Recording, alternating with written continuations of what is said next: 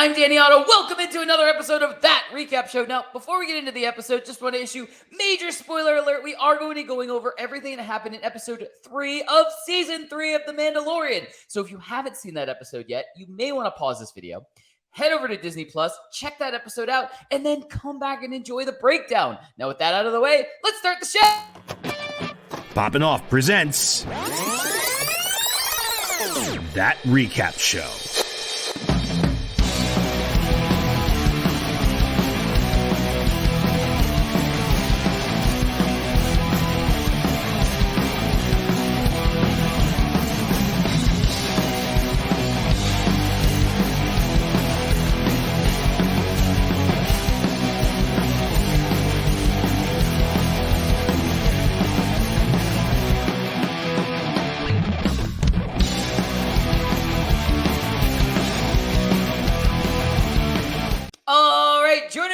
Break down everything from episode 3 of season 3 of The Mandalorian. It's Johnny Rico. Hi. Hi. How are you doing? Doing really good. How about you? I'm getting better. Getting better? Yeah, I know you were struggling a little bit last week. A little bit. You were down with the sickness, as we would say. Yeah, I'm fighting back though. Can't stop me. I like it. Well, I mean, episode 3, pretty solid episode. Very different. What's interesting is, we've been recapping 3 different series at the same time, 2 of which have been Star Wars, one of which has been Last of Us. Funny enough, 2 of those series both had Pedro Pascal as kind of one of the lead characters in it. But they almost did kind of like the makeup of a Last of Us episode, where we really kind of, we started with our main focus of the episode on our normal main characters, where we kind of left off from the previous episode. Then we went into kind of, launching into side quests, side characters, and then we wrapped the episode back on with our normal main characters. And so it's kind of like a note out of the Last of Us book, basically, for this episode.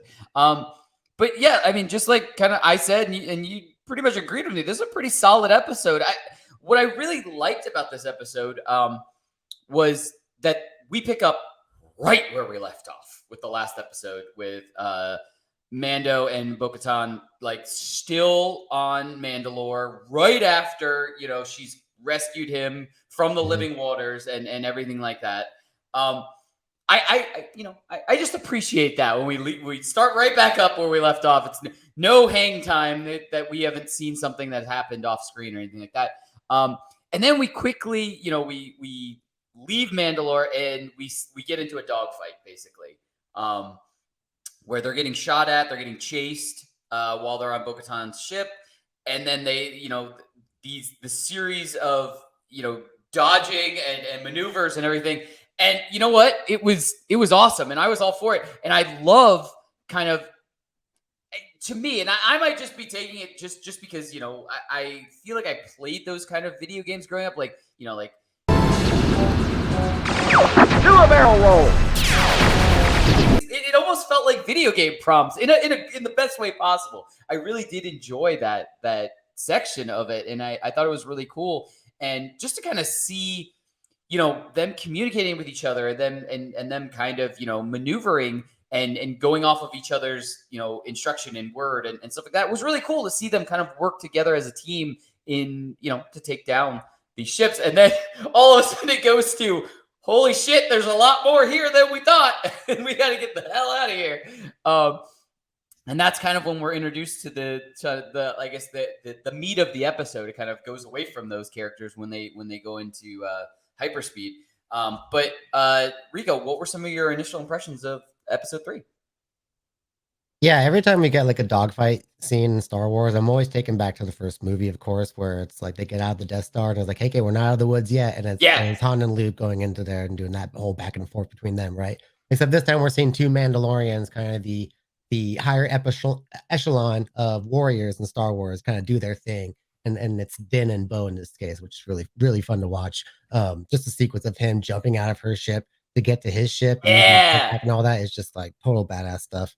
But yeah, this episode was kind of a a change of pace for normal Mandalorian storytelling. I feel like it kind of felt to me like an episode of Andor. I'll kind of get a little more into that comparison later, but um, I've always found the Dr. Pershing character to be a really interesting character because obviously we meet him as like a scientist working for the Empire and obviously like working in cloning.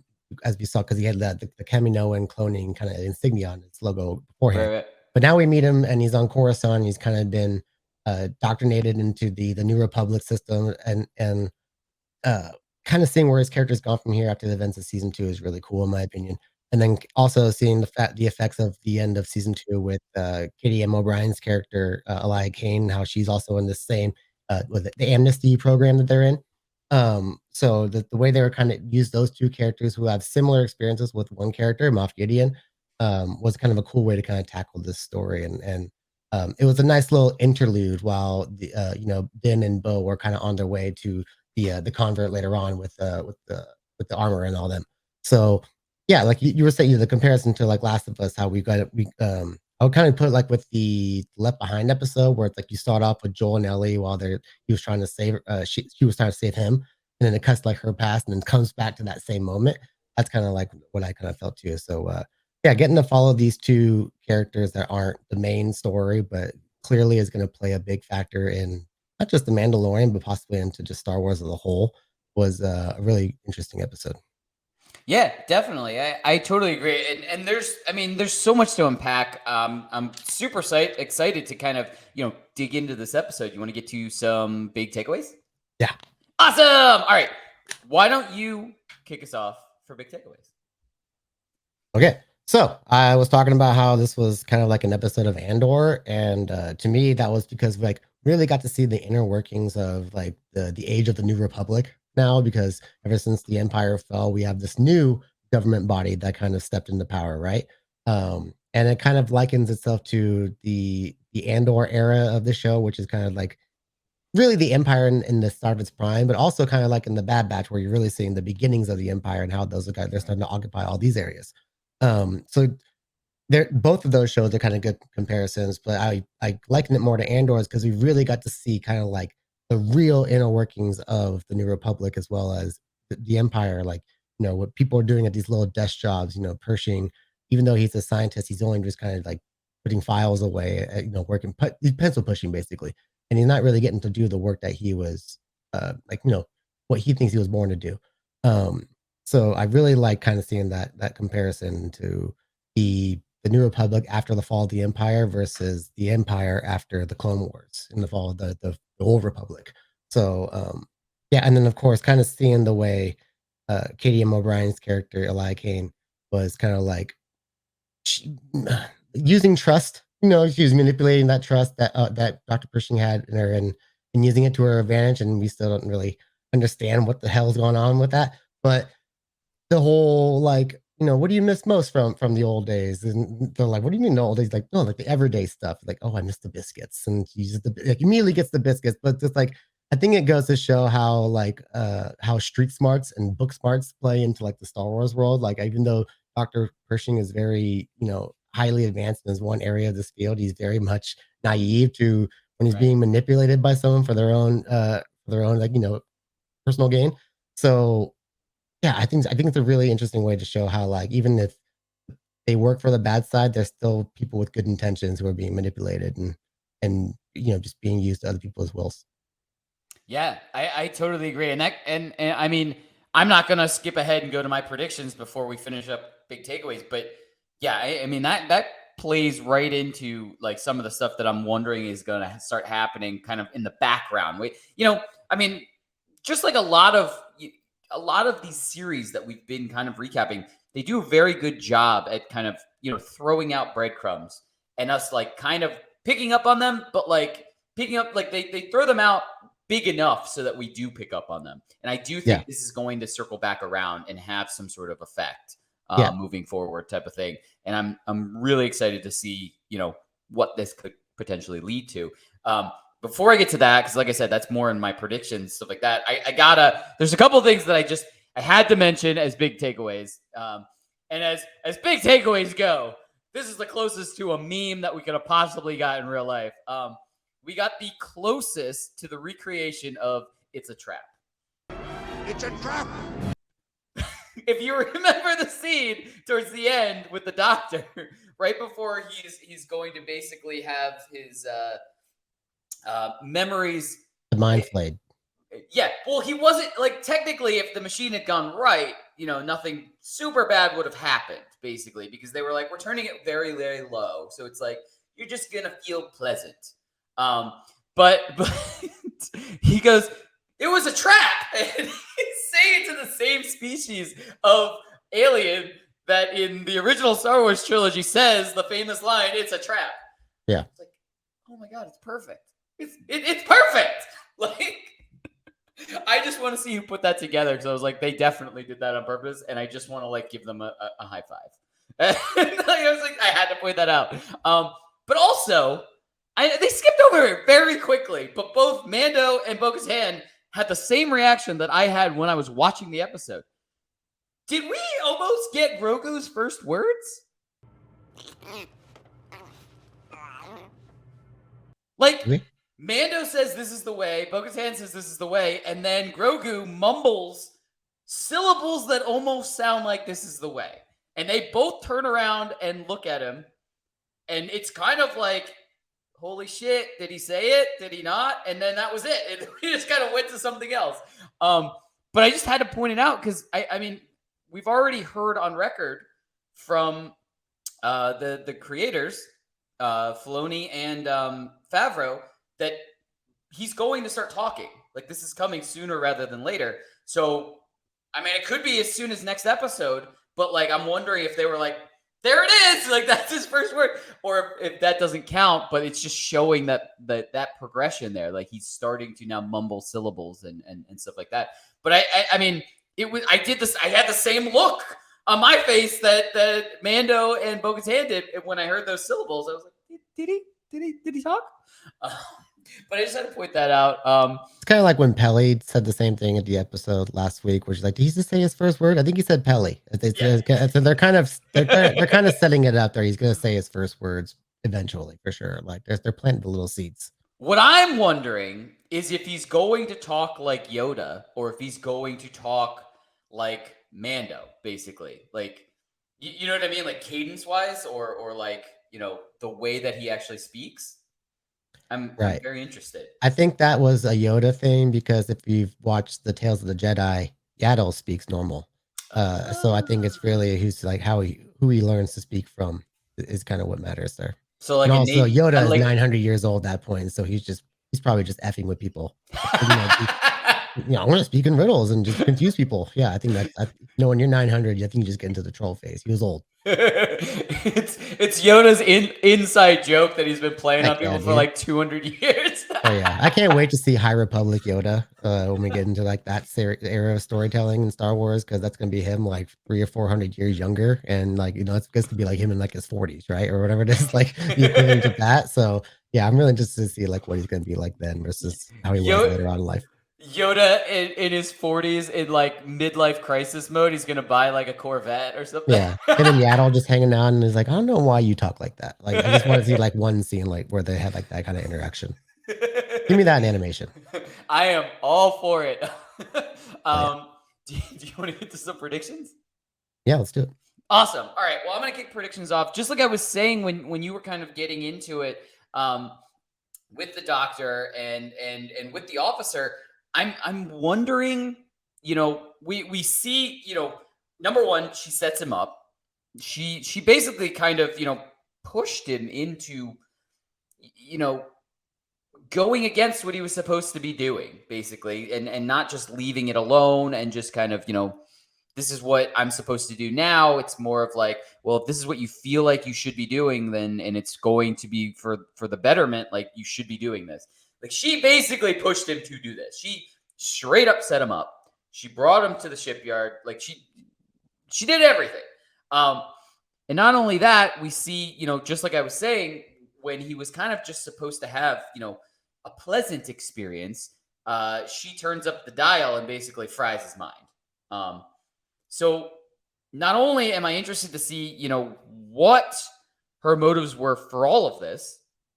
Um, but I'm wondering what her motives are moving forward. Like, is she working for like Moff Gideon or something like that? Like, is she a spy and is like at all of these are just kind of small steps to maybe get him freed or maybe something. I don't know because I feel like we're going to see Moff Gideon again at some point.